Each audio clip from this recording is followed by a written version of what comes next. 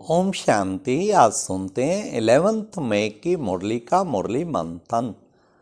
आज की मुरली में बाबा ने कहा, तुम बच्चों को जब ये निश्चय है कि भगवान हमारे सन्मुख बैठ के हमें पढ़ाते हैं तो तुम्हारे रोमांच खड़े हो जाने चाहिए।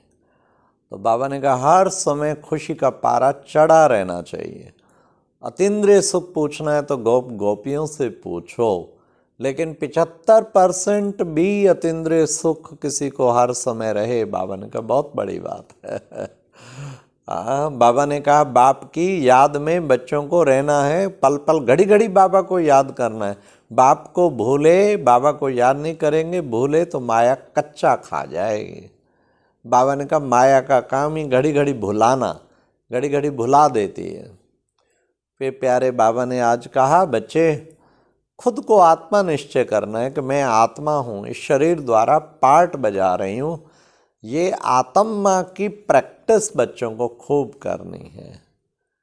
फिर बाबा ने कितना सुंदर कहा कि बच्चे हर आत्मा के प्रति शुभ भावना रखना, शुभ कामना, कल्याण की भावना रखना, यही विश्व कल्याणकारी बनना है। अगर हम विश्व कल्याणकारी बनना चाहते हैं, हर आत्मा के लिए शुभ भावना, शुभ कामना, कल्याण की भावना। फिर प्यारे बाबा ने कितना सुंदर कहा कि हम बच्चों को विशेष जो है याद की यात्रा का खूब अभ्यास करना है, बाप की याद में अच्छी तरह से डूबे रहना है।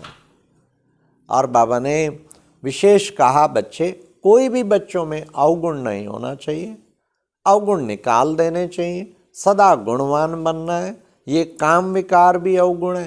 काम विकार आदि मध्य अंत दुख देता है, इसलिए बच्चे काम महाशत्रु है। काम जीते जगत जीत। फिर बाबा ने कहा क्रोध अहंकार भी कम नहीं है, तो हमें चेक करना चाहिए कहीं जरा भी मेरे मन में क्रोध तो नहीं आता है।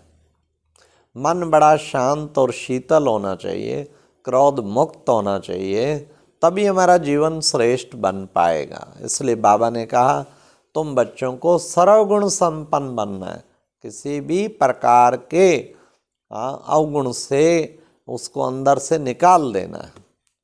फिर बाबा ने हम बच्चों को कितना सुंदर बताया कि तुम बच्चों को मैं अब त्रिकालदर्शी बनाता हूँ। तो त्रिकालदर्शी की सीट कितनी बड़ी है।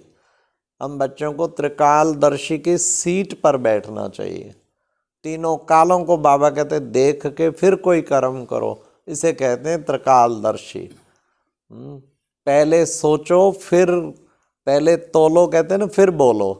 त्रिकालदर्शी वाला हर कर्म, हर संकल्प, हर वचन का आदि मध्य अंत देख के फिर ही वो कुछ कार्य या संकल्प या वचन कर्म करता है, क्योंकि त्रिकालदर्शी की सीट पे है ना। तो बाबा ने कहा तुम बच्चों को ऐसा त्रिकालदर्शी बनना है। और बाबा ने फिर कहा कि जिन मुआफिक तुम बच्चों को इस ईश्वरीय सेवा में लगे रहना है। जैसे जिन आता है ना, कहता है काम दो नहीं तो खा जाऊंगा।